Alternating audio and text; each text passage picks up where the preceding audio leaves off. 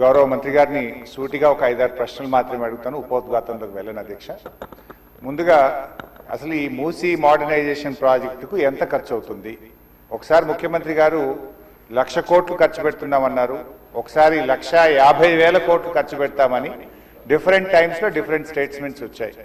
అసలు ఈ మూసీ ప్రాజెక్టు సుందరీకరణ మీద రాష్ట్ర ప్రభుత్వం ఎంత ఖర్చు పెట్టాలనుకుంటుంది?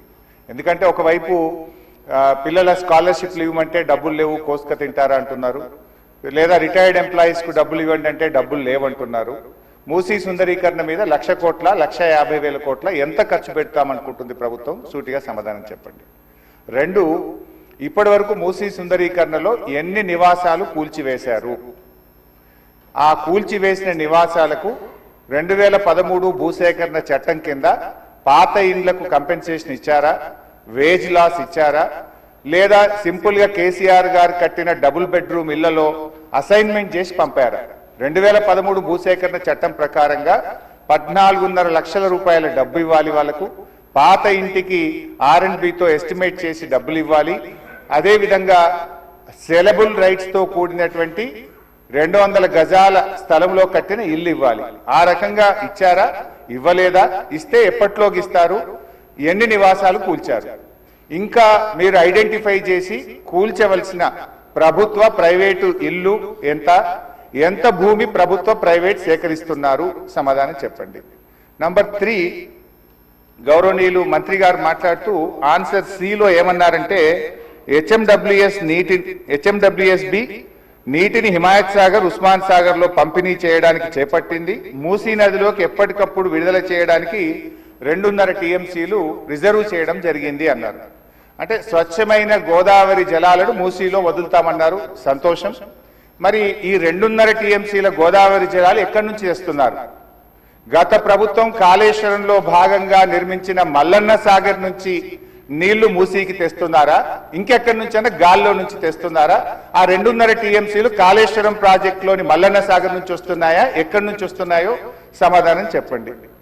తర్వాత అధ్యక్ష, ఈ మూసీ మీ నియోజకవర్గంలోని వికారాబాద్ నుంచి ఆ అనంతగిరి కొండల నుంచి స్టార్ట్ అవుతుంది. గత ప్రభుత్వం మూసీలోకి మురికి నీరు రాకుండా ఉండాలని దాదాపు 32 ఎస్టీపీలు కట్టాం.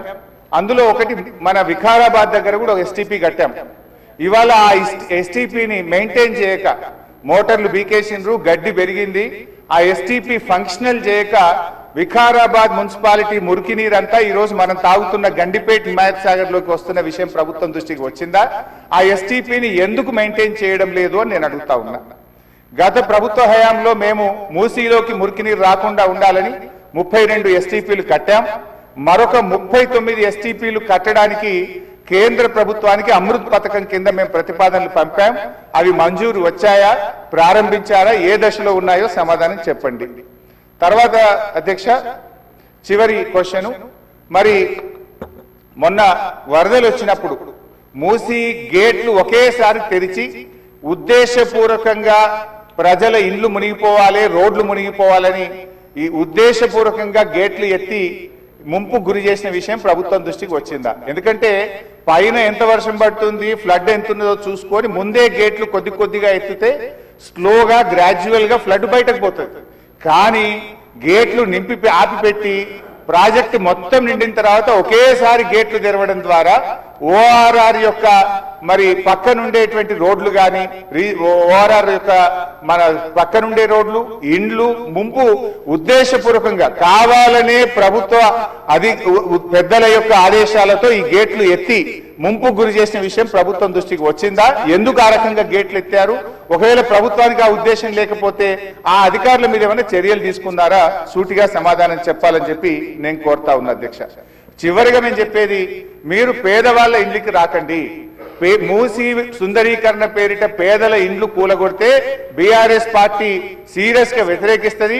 అవసరమైతే బుల్డోజర్లకు అడ్డంగా పడుకోనైనా అడ్డుకుంటామని గతంలో చెప్పాం.